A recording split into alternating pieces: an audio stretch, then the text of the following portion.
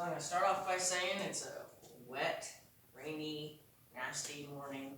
I have put all my horses out. I just got done folding all the blankets because I did a blanket switch with them. There's going to be a video available prior to this one about demonstrating how to neatly fold blankets and store them, whether it's on a stall front or in a bin, or in a tack room or storage room of some sort. How to create a nice, neat pile of blankets as opposed to straps and things flying around everywhere. A very set way of folding them. Anyway, one of the things that I wanted to talk about was trying to spread the word that relationships have to be the most important part of horsemanship. And it's getting there. It's getting there. There's more and more of us filtering out. We're becoming, I would say, maybe we're still only veins, maybe we're not capillaries yet, in the terms of, like, there's main arteries of horsemanship people that we all know their names, and people, find that they can't afford to do that, or to take the time to go to a 3, 6, 9 week, 12-week course. There's people who branched out of them that are also in that kind of unaffordable price range and are hard to find even still, and they tend to be somewhat near where they learned their skills. And then you have people like me who've been doing it for a lot of years, who've been really out there pounding the pavement, trying to get people to understand that relationships are so important with your horses, and your desire to have a relationship with your horse needs to be first and foremost. It's a very spiritual experience. It's a very soulful experience to have that connection with a horse, to where, like, you move in unison. You see them out in the field together. One picks up its head and walks, and they move hip to hip. That kind of connection can be had with you. And I want so bad to find a way to help people strive for that. I try to make my courses as cost effective as possible, and so I can reach the people who have a passion for horses but don't have necessarily a budget for a high-end trainer. I don't think of myself as lower-ended trainer. I think of myself as somebody that wants to help.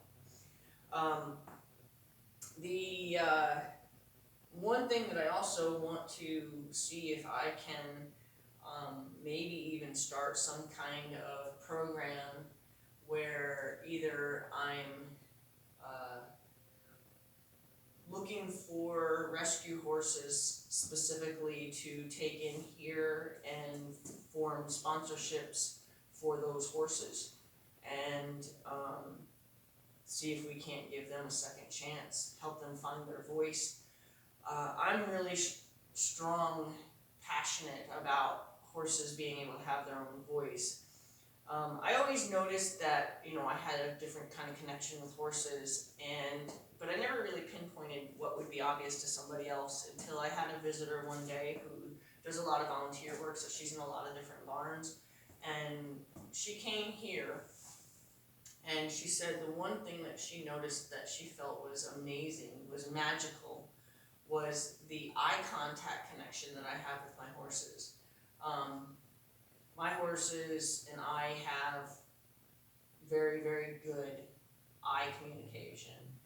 And when I get a horse in that is damaged, or, from abuse or from neglect, or horses that have been in, like, strict riding programs, or horses that were only used as a piece of sports equipment, I dub them a term called "that horse is wearing blinders." They just kind of look straight ahead. They have no eye contact. They're extremely vacant. It's a vacancy in their eyes that is really heartbreaking to me. When I get a horse like that, like in that instant of seeing that they can see in their eyes, the first thing I say to myself is, we're gonna get you out of there. Because I feel that they're trapped. I feel that they're in their head. They're so consumed by staying sheltered and protected from the human experience that they won't allow themselves to even come out of their shell. I strive to help those horses come out of their hiding. I feel they're hiding in themselves. And I help them learn that they can have a voice, and I help them learn that their opinions are appreciated. I help them learn that certain behaviors that have gotten them around might be undesirable, and there's an alternative, and I show them an alternative. I don't just tell them they're wrong, because often the reason that they're like they are is because that's all they were ever told, is they're wrong. I'm strong and strict about telling people that I don't care if my horse is 5 years old or 15 years old or 25 years old or 35 years old. If they did something I asked them to do, I let them know in a form of appreciation. I always reward my horse with appreciation. It's just like a long marriage, you still want to hear thank you when you do something nice, you know what I'm saying? So what I'd like to do, and I'm going to reach out to listeners, and then maybe you can share this video to other people who might be in this situation or might be in a position to help, looking to help people that have rescue horses. This is going to be more specifically designed for rescue horses. Whether I take in a rescue horse and help them find their voice and rehabilitate them emotionally and mentally and on a health level. Now, obviously, you can't train pain, so a horse that is struggling physically with a disability might not be a horse perfect for this program in terms of the rehabilitation to find them their next chance in life. But to take in a horse that's emaciated, I don't have any concerns about bringing a horse that has been malnourished and needs good love. I don't have a problem with a horse in that circumstance. A horse that's sustained serious injury and needs to be loved, of course, I would be more than happy to help somebody with that. That's just not the horse that I'm going to take in to rehabilitate, to find a new leash on life, because they're going to be just harder, and the more I get living here, the harder it will be to bring in new ones and help more.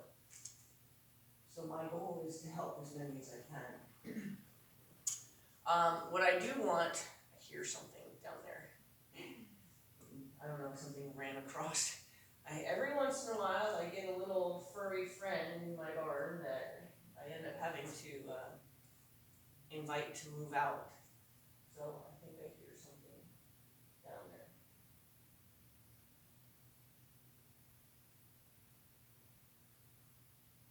Anyway,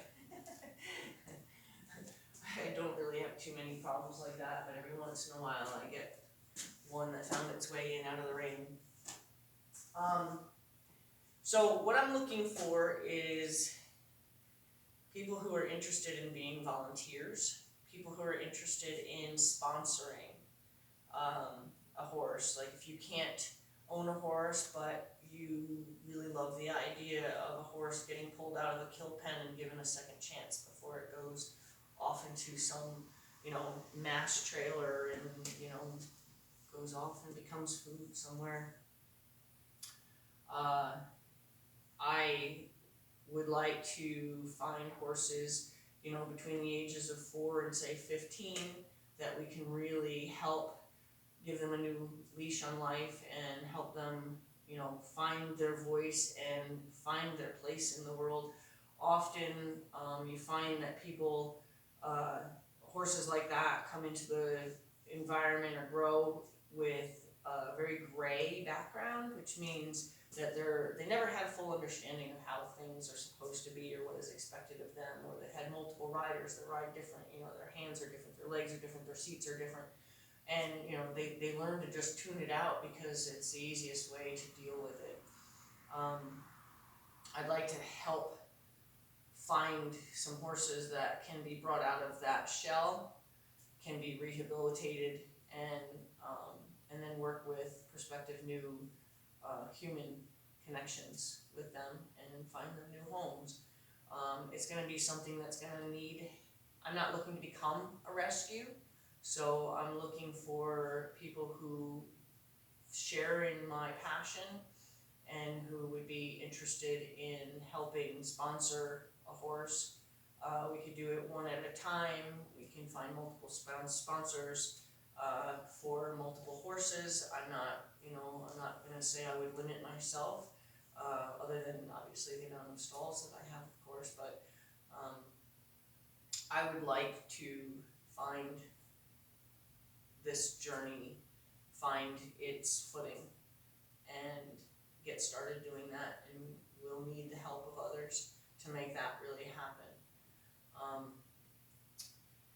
Also, those of you who have just acquired a rescue, who've seen those success stories, and who want to find somebody that is going to help them in that journey, I would love to be a part of that journey with you. We can try to work on finding people to sponsor, periods of training for your horse, so that way I can stay in business, but also so your horse can get the training that is going to be the best thing that horse ever had in its life. Okay, so get the word out. I'm looking to help people that have just acquired a rescue, who are looking to acquire a rescue, and might even take in a few rescues myself, on the concept of finding a sponsor to help afford the horse's expenses and training and regaining some of its self-worth, because I think a lot of these poor animals, they don't know what they're worth, and they should be priceless.